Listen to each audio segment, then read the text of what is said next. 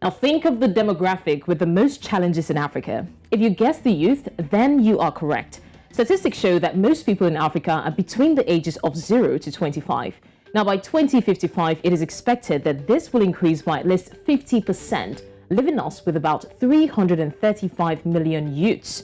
However, despite the growth in GDP of the last decade, African countries struggle to create jobs and equip young people with the skills required to service their economies, with youths at the center of these challenges. Well, welcome to another episode of Fafanua Afrika, a show that addresses topical issues as they relate to youth involvement and participation. With me, Blessings Mosugu. Now with this two-sided show, I will help you relax and unwind for the next 1 hour while challenging you, the African youth, to action. So stay with me as I take you through 1 hour of delight.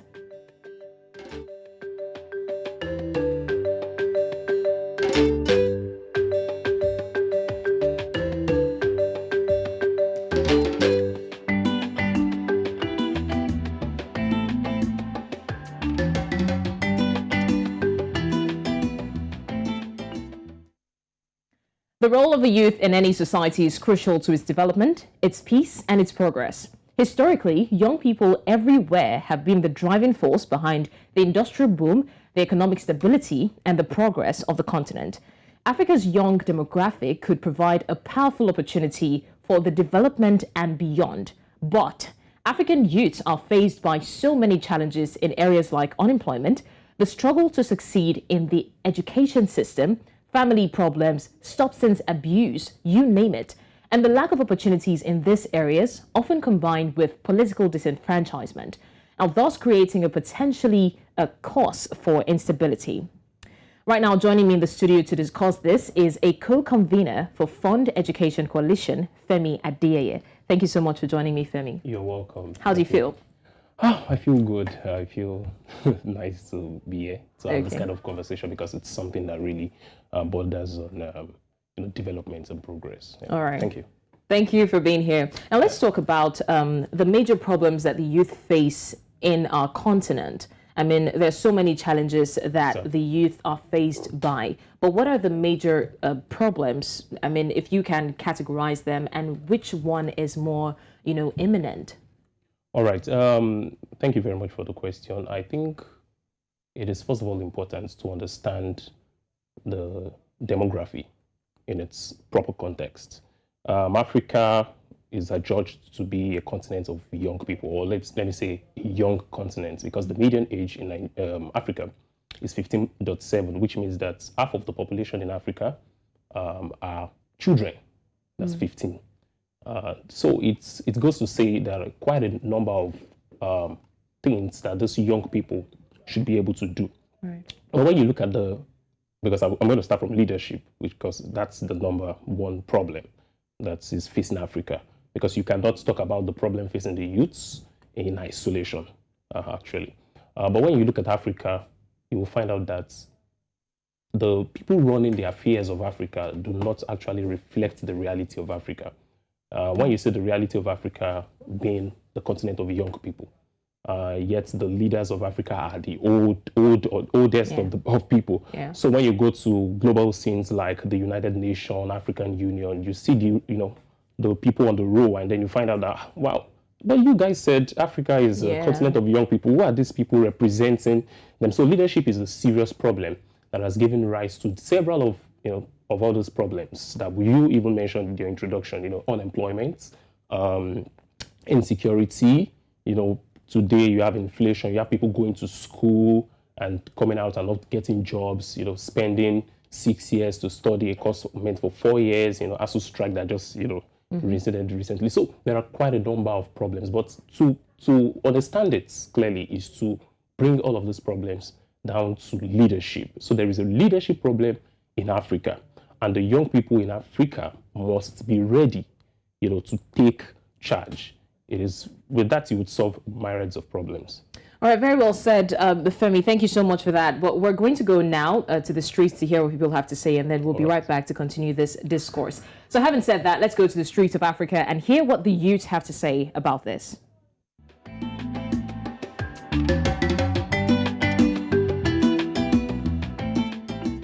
My name is Nwaobia, anti-unemployment crusader and the founder of Shun Unemployment. Over the years, the ever-increasing rate of unemployment has been appalling. In the last quarter of 2021, we have about 3.3% of people who are unemployed, and in Africa, the case is even worse. All right, in South Africa, we have about 34 point something percent of people who are currently unemployed. Right, it just tells you that a lot is happening in society. There are lapses, there are loopholes, there are lacunas that needs to be filled. While organizations are looking for people but couldn't find best matches, educational system that is supposed to be the bedrock, that's supposed to be the platform, the key that unlocks success, unfortunately only prepares the younger people to read, to exchange pleasantry, but hardly does it prepare people for outside also. We need to introduce curriculums in secondary school, in tertiary institutions that can start preparing younger people to be able to fit into the real world. And then the youth themselves need to look beyond their limitations and find what to do to solve the problem. I am Ason Michael Kumba. I am a medical doctor and a lawyer, a Cameroonian by nationality. Youths today in our different African societies are going through a lot. And this is because our leaders don't have any vision or plan for them. The problems youths face on a daily basis are issues of unemployment, lack of education, lack of access to healthcare, and even to a good quality of life.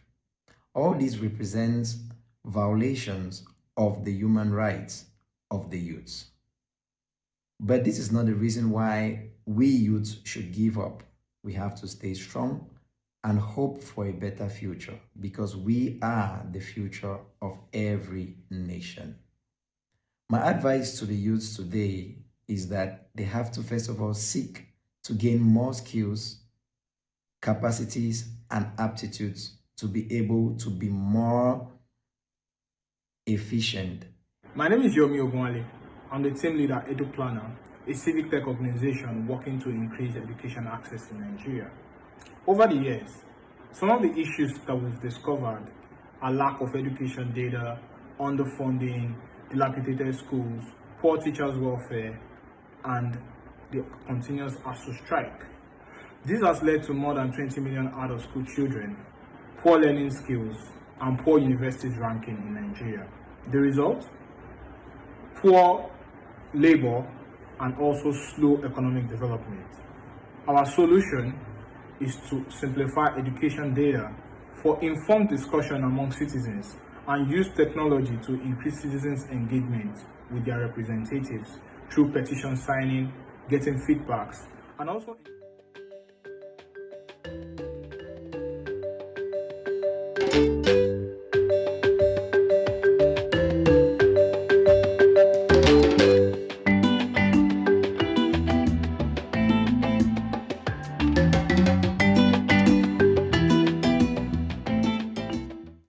Well, there you have it. Those were the opinions of the youth across Africa. I still have with me the co-convener of Fund Education Coalition, Femi Adeyeye. Thank you for staying with me. All right, so before we went on to look at the Vox Pop, we're talking about the problems of the youth. And based off of what some of them said, I'm going to be asking my next question. Now, you said it before we went on break that people running the affairs of the youth do not exactly represent their interests. And that is going to lead me to my next question.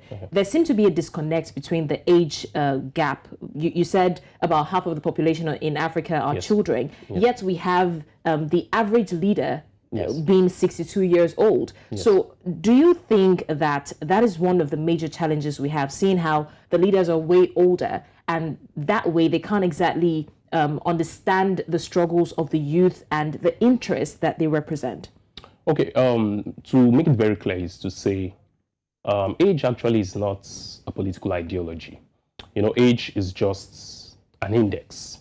When you're talking about politics, you talk about age, you talk about sex, you talk about marital status, you talk about, so these are just indices to talk about resource control and things like that. So age actually is not a political ideology. It means that you can have a young person who has the interest of the young people at heart, and you can have an old person who has the interest of young people at heart, and you can have old person that does not have the interest of both.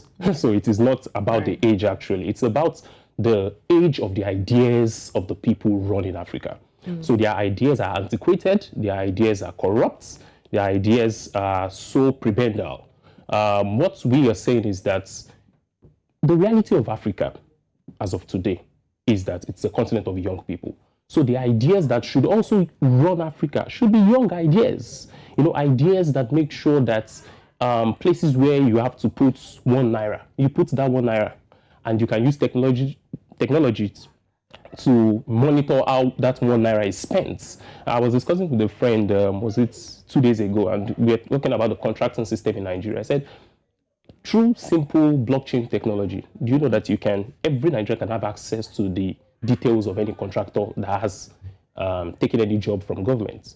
Just imagine through USSD on your phone, you can just punch and then find out that, the person who got the contract to build the road on your streets, the name, this is their address, this is the phone number. So already you have power as a citizen to call that person out and say, but this kind of idea can only come from someone who understands how blockchain technology that I just said now, how it works. But in the case where you have people, what they know is how to share the national cake somewhere, and they also have this ageists, or there's some kind of proclivity around how they also see the young people. They feel young people need to be tutored. They still do not understand how things work. Don't worry, to get to your turn, it is our turn at this period, so just wait and all of that. So those are the kind of antiquated ideas I was talking about. But for Africa to move forward, it's for the young people to take power. Power would not be given to you just because you're young. That's a sense of entitlement I would not like to push. It is for you to take power. If you're the majority, what's stopping you? But the problem is that the majority in Africa, what they do is that they support the minority.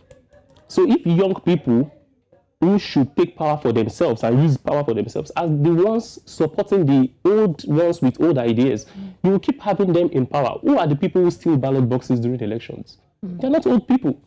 It's these young people. Who are the people who write speeches for old people? Young people, who are the ones who help them do their social media engagements, the gbasgbos that you see on social media, how we call ourselves that. Young people. So it is just for these young people to withdraw their services from these people and use it for themselves. Then you change the face of leadership in Africa. It's as simple as that. Very rightly said. Really, really profound. Now, I would also like to ask, looking at the level of out-of-school people, youths especially, that we have in Africa, and still talking about the challenges. One of the people who spoke in the Vox Pop said there are about 20 million, using Nigeria as a case study, out-of-school youths. And that seems to be a challenge, because so many people now believe that is the reason why some youth, if you're looking at the challenges that youth face, one at the top is, substance abuse, and as far as that. So people are saying that is because they have a high number of out of school youths, and that's why they have issues like substance abuse and all whatnot. So what do you think about that? I would not want to connect substance abuse to out of school, the menace of out of school, because you can be in school and also abuse substance anyways. So, but what I understand about the dilemma, or the problem, let me put it that way, of the out of school issue is that, and they're out of school children actually, but at some point, even those of us in the university, we're out of school at some point, 8 months. So if you do that calculation and had it, I think 1.7 university students, that's the figure in Nigeria. So if you had 1.7 at that time to 20 million, you're talking 21.7 and more than that. So is that it boils down to leadership, like I've said. No serious government would allow the young people to be out of where they should be built to become responsible adults. Because when you get the proper education that you need to get, you won't abuse substance, like you said. You would understand so well that by abusing substance, you are reducing the potential, like what you should be able to achieve as a young person. You would understand it. So it is within that context of, first of all, understanding why people are out of school, why government is not funding education properly, because that's where I'm coming from. I'm the co-convener of Fund Education Coalition. So funding education properly would then, take those of us, the people in school already, they will get quality education. That's the first thing, because it's not just going to university and people just churning out graduates who cannot, perform well in the outside world. So you do that, and then you put funds into the right investments so that you can take out the 20 million children who are out of school. So when you do all of that, this substance abuse issue would become a thing of the past, or gradually, society evolves. Things like that will start phasing out of our society.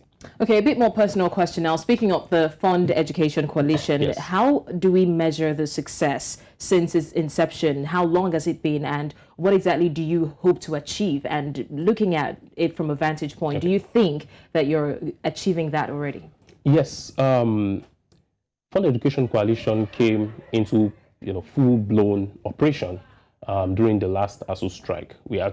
We sat down and said, see, there's a need to engage governments at the level of students. What we've been doing all this while is just releasing press statements and all that. So we need to take the action, where it needs to be taken to. And we made it very clear that it should not just be the duty of the lecturers.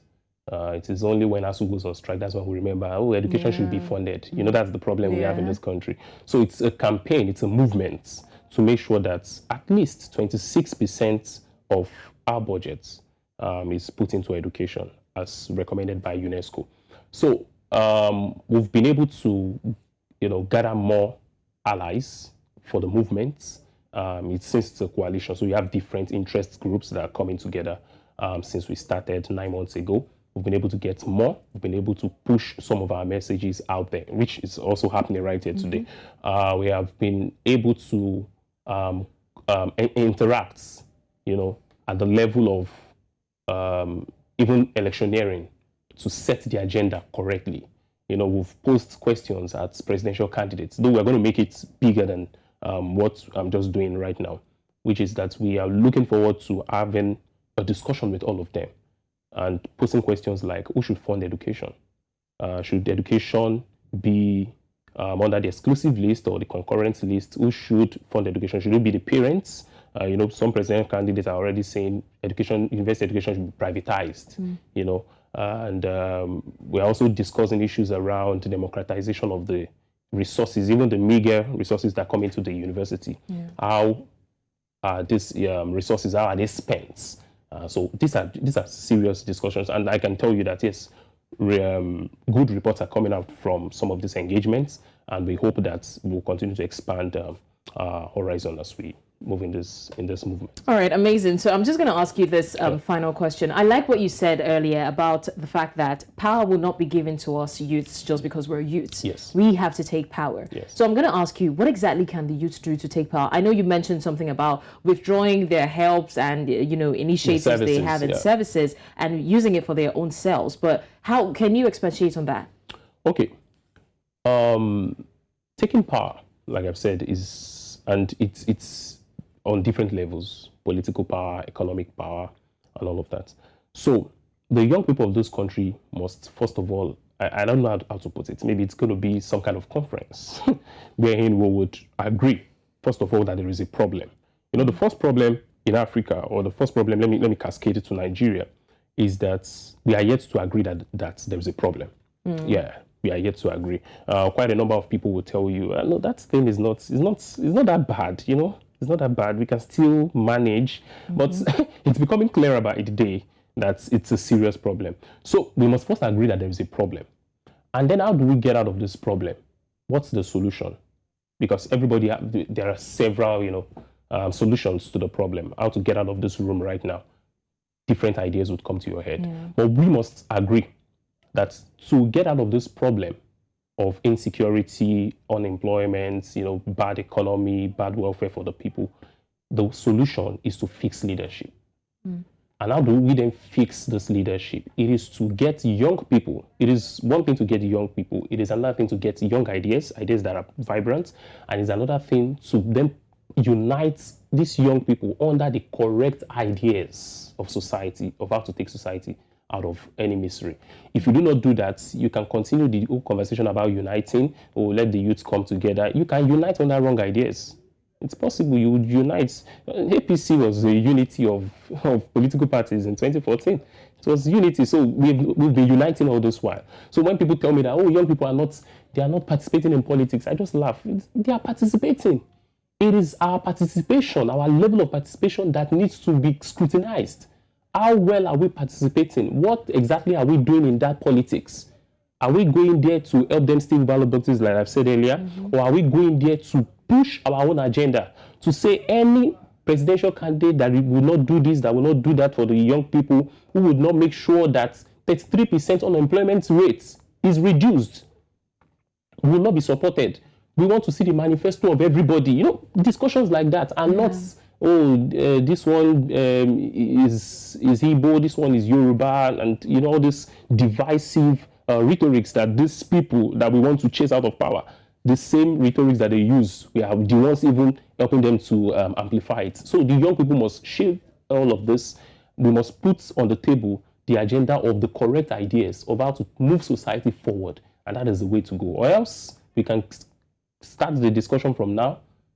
2023 would go, 2027, and then we'll just keep circumambulating the whole issues. We'll not get out of that room. So about that, there is a narrative, that youths complain that the older generation do not give them enough room to participate in politics. Nobody would give anybody any room. Yeah, but then again, some people say that when the youth... The other people were not given any room. Yeah, they were not. They were not given any room. Nobody would give you room and say, okay, young man, come on. You go for it if you need power. It's as simple as that. So how do you go for it without violence? No, there's no violence about it. And let me put it this way. It's a revolution, what I'm talking about. And it is definitely the oppressors who will determine the nature of the revolution anyways. When the founding fathers of Nigeria, these were people in their young age. We're talking about 28, 29. I think the oldest at that time was 35. But today, if you see a 35-year-old person trying to become even a councillor, you start, are you sure you have the experience enough? And then you ask, the people who pushed for the independence of Nigeria, where did they get the experience to push for the independence? The people who fought the military till we had democracy, where did they get the experience? They were younger people. The student movement at that time, the trade union movement, they were young people. So the young people right now must first understand all these things I'm talking about. It's education. We must bring down our high shoulder of, we know it all, to a table where we all agree that we need to educate ourselves first on the way out. And so it is through that education, mass education, and that is what the oppressors fear. They fear when the people are educated. Massively, because that's the end. I'll give you a very quick example. I'm an activist, you know that. You can tell from my tone already. So in 2018, the previous ASU strike before this, we had a discussion, and different comrades at that time were saying, let's march on the streets, let's do this. We looked at the whole thing and we said, no, there's a need to review this whole protest thing. Let's review it. How far can we what metric can we use to measure the success of all these protests? And we said, see, instead of going on the street to protest, let us go to markets and educate our mothers and our fathers on why ASU goes on strike.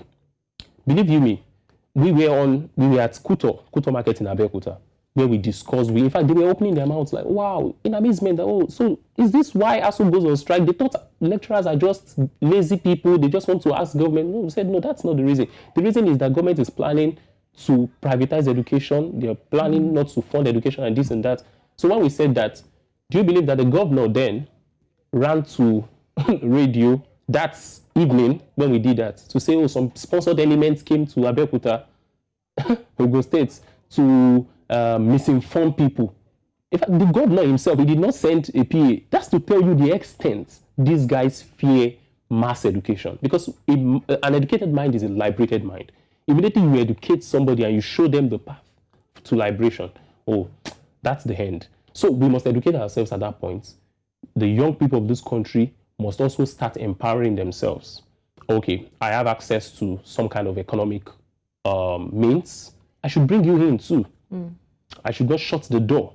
You know, bring you in. This is how we can do, because you also need economic power. Yeah. If you're going on protests, sometimes you need money to even buy placards. Not even sometimes. Every time. You need money to transport yourself down to that. So we must begin to see ourselves as a network of people who are going to liberate themselves. But then the debate is this: how do we ensure that the youth who, talking about taking up leadership positions now, that the youth who get into power do not adopt the mindset of the older people that they were trying to fight out of power, especially in the era of godfatherism? That was what I was saying when I mentioned correct ideas. So when you unite on that correct ideas, these issues will be settled to a large extent.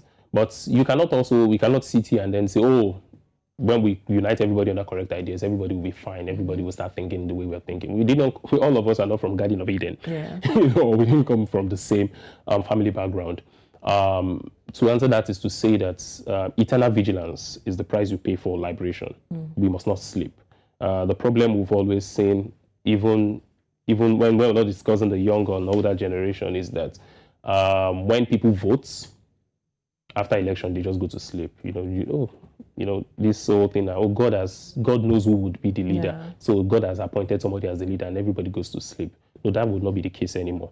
So, be it a young person or an old person, you must continue to hold government accountable. Leadership requires, responsibility and accountability. So you must not go to sleep when it concerns your local government chairman. You are speaking, you are asking questions. When it concerns your governor, you are asking questions. When it concerns the House of Assembly person, it's only in Nigeria immediately you become an House of Assembly member.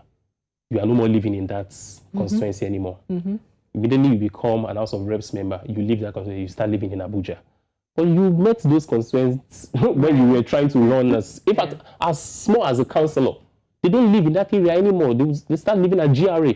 So those are the kind of ideas. And the worst thing, and I would allude to what you said, is that bit by bit, some of these ideas are also finding their ways into the hearts of young people.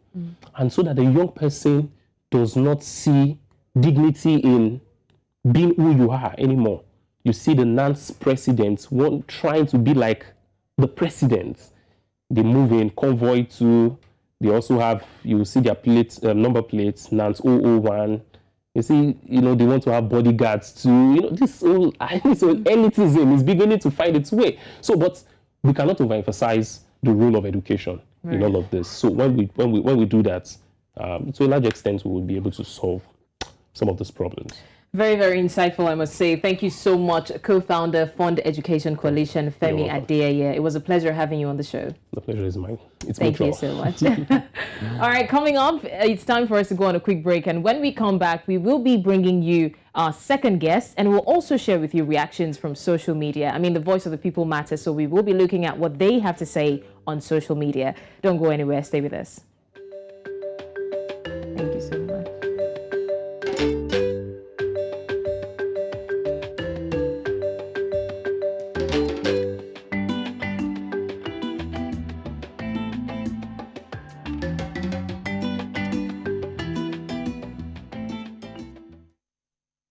Thank you for staying with us on Fafanua Afrika. Now, we have been talking about the African youths finding solutions to their own problems.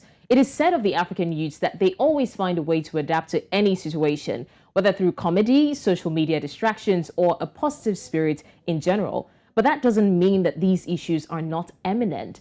The youths constitute the highest population in Africa, and they are the most valuable, the less privileged, and the least unattended to in the society. Now, many young people have become victims of negativity and unproductiveness just because they are neither schooling nor engaging in economic activities. Well, let's meet our next guest. Joining me all the way from Port Harcourt, Nigeria, is Dr. Faith Nwaobia, the founder and president of Youthup Global. Thank you so much, Dr. Faith, for joining me on the show. Thank you so much for having me join this section. It's my pleasure, Dr. Faith. Now, let's go straight into it. I'm going to ask you this first question, and which is the biggest problem facing Africa's youth is unemployment right now. So what exactly can be done in order to eradicate or reduce the high unemployment rate among the youth? Thank you so much, a blessing for that question.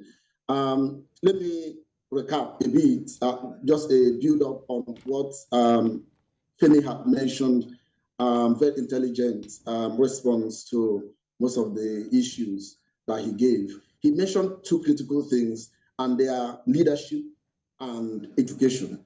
And these are areas that we need to, put a whole lot of attention and our effort towards. Because a lot of young people have given up on the leadership structures across Africa. Of course, in Nigeria, you would see what has, how the reactions are this time. Then on education too, but the way I would want to approach it, he, of course, came in from the angle of civic education, trying to ensure that young people get to understand their role and what they have to do and who they should be calling up for accountability and all that. But then going to the question that you've asked in terms of unemployment and what needs to be done to fix unemployment or to address the problem of youth unemployment. First and foremost, let's get back to the basis. How did we get to where we are in terms of youth unemployment? Let me take your memories back. As you would have read, because of course you're in the public, so you would have known that at a time while students were in school, companies go hunting for them to get employed and to hire them even while they're still schooling. So our fathers had that experience. They would be in their second year, third year, final years, and they are already getting offers from organizations. What changed? That now we have massive pool of young people looking for, with their degrees and certificates, looking for work to do. What happened is that before the Western education came on board, there was this structure that Africa had, which is what we call skill transfer system. So a skill transfer system is more like what the Westerners called, they termed it as informal education because, of course, we didn't document what we were doing. In that case, if you're a tailor, as a man, your son will become a tailor. So it is a structure where a son gets to become what the father does, and a daughter becomes what the mother does. So that was the structure that we were running. But then with the administrative roles opening up as the colonial administration set up, and then people started saying that it is closer to riches when you go to school. In my palace, in Igbo palace, they would say, "Obakandana kuko." That means that when you want to make riches, you want to go to school.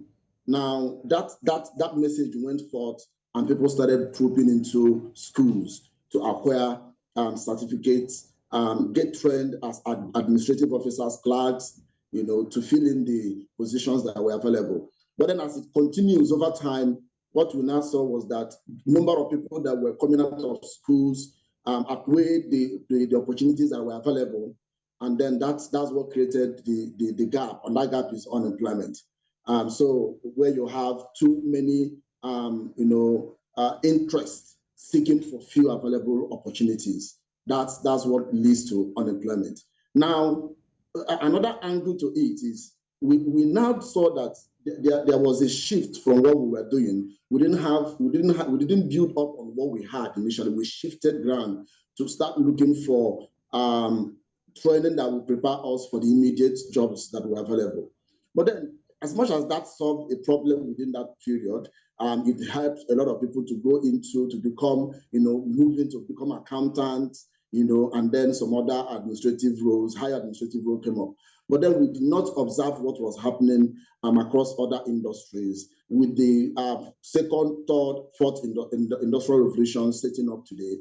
And then today we are in the 21st century, which of course corresponds with the fourth industrial revolution. What has happened is that there has been a shift, a massive shift, because unemployment majorly are caused by two factors. It's either it's frictional or it's structural. And when it is structural, it is when there is a shift in technology, and that causes a whole lot of shift. What it does is that it creates a skill gap issue where what was skills that were required to fill in a particular role are not relevant anymore with the jobs that are opening. And that's what we're feeling today. So the problem that you see today is the problem of skill gap. So if you know what the problem is, then you begin to find out what actually are the ways to get out of the problem. All right. So first and foremost, okay, apologies for that. I'm sorry for interrupting, but because of our time. But once again, thank you for the extensive explanation and, of course, the background of how unemployment sprung up in Africa. Now, Dr. Faith, please stay with me. It's time to go to check out the reactions on social media, but we'll talk on the back end. So please just still stay online. Thank you. So let's go and check out social media now and see the reactions, and we'll be back.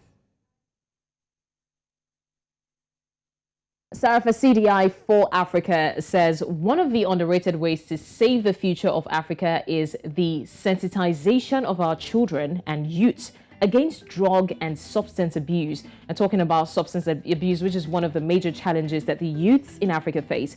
Our continent needs youths who will stand for morality and save the continent and humanity at large.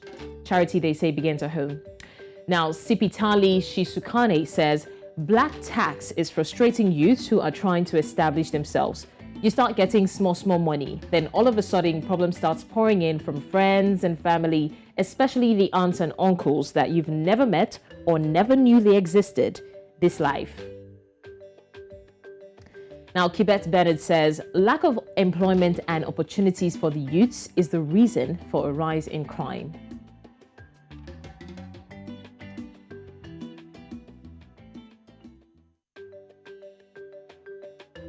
And the Queen of Batonga says the root cause of drug and substance abuse in Zimbabwe is unemployment. Now, youths are in their prime time where they are supposed to be working and expending their energy in jobs, but they remain jobless, and this brings a lot of trauma. Arresting them is not a solution. Job creation is. That is a word to go home with. And Reach says failure to succeed in education system is leading the youths in making the wrong decision that leads to commitment of so many crimes. Hashtag Kenya Nisisi. Agbo Emmanuel says the lack of employment opportunities is the top of the list of problems that Africa youth are facing today, and I think a lot of people will quite agree with that. The most serious of these issues is that their inability to find a useful position in society is quite imminent, whether through regular education or solid employment.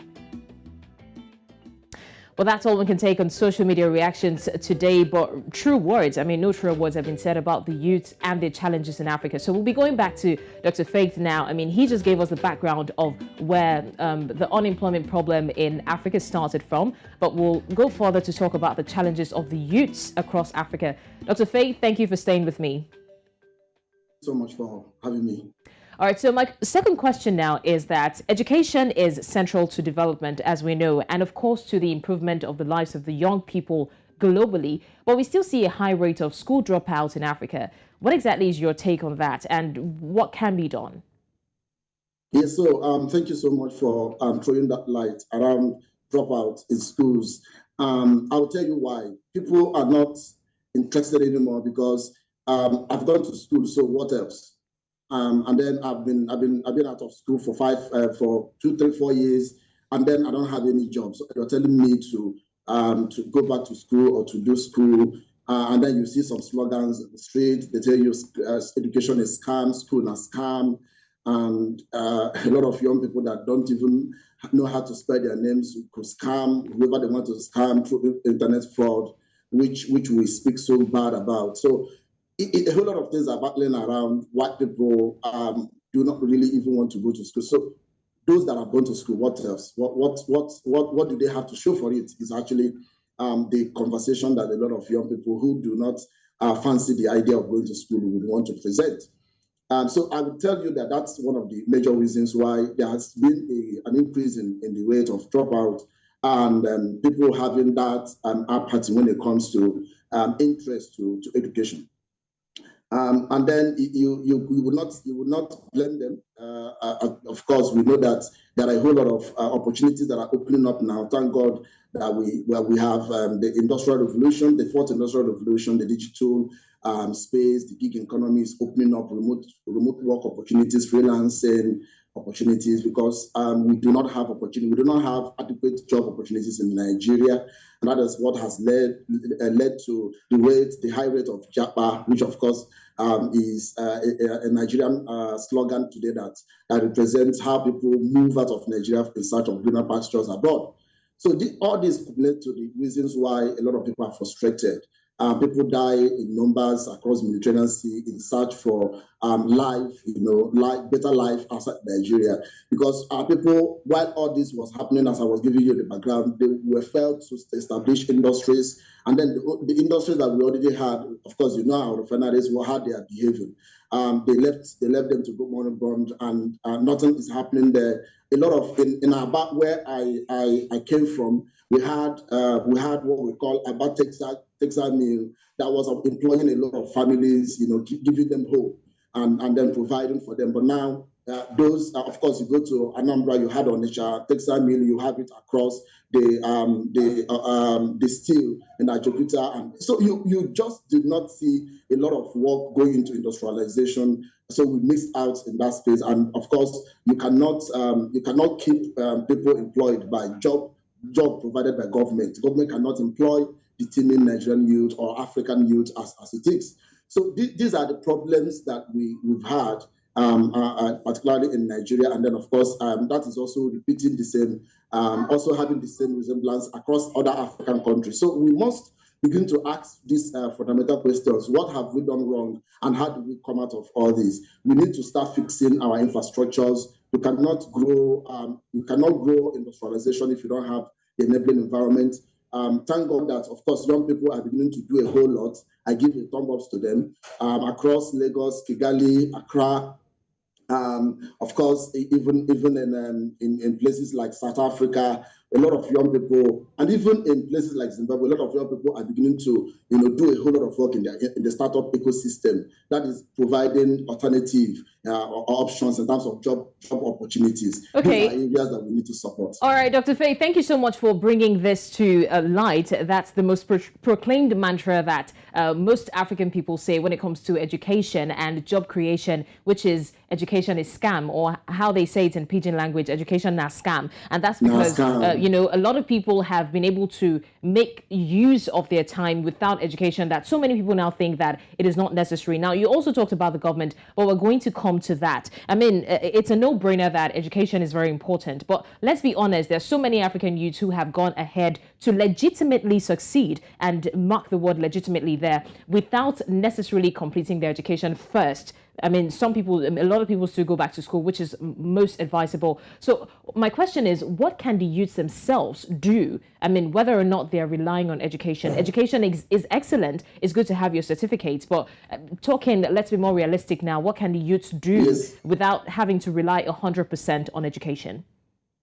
Okay, so you see, we need to define education because it's as if most times when we talk about education, we want to take it, we want to be put it out of context. We must have to keep our conversation within what is education. Education has 3 layers. There is informal education, there is semi-formal, there is formal education. Of course, formal education, why it's called formal is because you go to school, you're programmed under an assessment, and then after which you're given an evidence that you pass through the program, which is, of course, a certification. But then let me also tell you that I'm a strong advocate of vocational and apprenticeship education. That is also education. So when we talk about education, it's not until I go and sit down the 4 walls of university, as it were, before you say I'm educated. I'm educated to the level that I'm skilled. So we need to remove education to skill development. If education means for someone to be liberated, like I listened to Femi, he mentioned that, of course, Nelson Mandela said that if you want to change an economy, change education. And that is where it starts. So the education I mean here is access to having, the capacity to deliver. And that capacity could come from different aspects of life. So the vocational and apprenticeship, model that has worked very well in the eastern part of Nigeria, where I came from, where, of course, we were talking about the mindset issue. The mindset that had given rise to the apprenticeship model working, as it were, was the fact that it is a shared prosperity. It's like you climb up and then you hold another person's hand to climb up with you. That is a great mindset. And that is what we say, coming together, working together, collective responsibility, and then encouraging ourselves. So when we talk about education, back to the question, lesson that you asked, it's for us to understand that that young man that has not gone to university, that has training in mechanics, that can fix cars, that can fix AC, that can fix fan, that can fix phone, even as it were, because of course these are gadgets that I use, that can fix computers. That guy is educated to the level that he's skilled enough to deliver in that space. He doesn't need to be a professor or a doctor before you recognize him as being educated. He's a master in his field, and we must have to begin to give credence to that. And that is what drove me to Youthup Global. Part of our agenda is to ensure that we redefine education as it were, and also encourage apprenticeship, because this is an area I researched. And I researched the German system, Australian system, and Canadian system. I had observed that less emphasis is on this paper degree thing. Rather, we are more of the skills. What skills do you have? What skills do you possess? And that is why the digital era that where we live today is about digital skills. And these digital skills has nothing to do with, you can get them from YouTube, because it's the biggest university of the world today. So very rightly said. Leave the conventional university or formal education, sorry to drag it on a bit, so to ensure that everybody understand that education is not just until you wear a gown and you graduate. Very rightly said, Dr. Faye. Thank you so much. I mean, all the way from Port Harcourt, Nigeria, the founder and president of Youthup Global, Dr. Faye Nwaobia. Thank you so much for joining me on the show today. And I could see your passion. I like how you extensively explained it. So thank you. Thank you. Thank you. Thank you for having me. I wish to come again. Oh, definitely. My pleasure. We can't stop talking about it. We can't. It's a very crucial matter. Thank you so much. Right. Thank you. Bye. Now, one way to refer to messages sent to us by those who came before us is through quotes. So let's take you through some quotes that we have for today.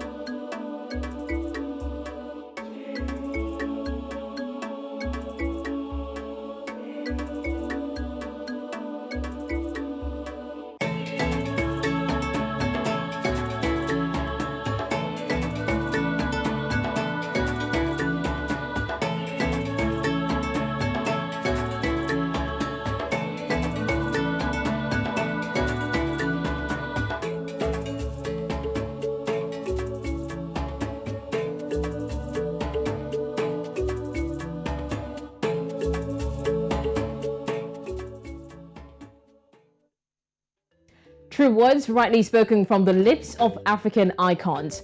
Nigerian youth are capable of finding solutions to some of the toughest challenges facing the country and the African continent at large. And this is an anthem that has been sung by even the leaders across the continent. So why not if not? It's been an amazing 1 hour packed program, and thank you to both our guests who joined us earlier to discuss these issues and this trending topics that are eminent in our society. Thank you so much for staying tuned and joining me on this week's edition of Fafanua Afrika. Joining me again this time next week for another enlightening and insightful as well as educative segment. Till next time, my name is Blessings Mosugu. Bye.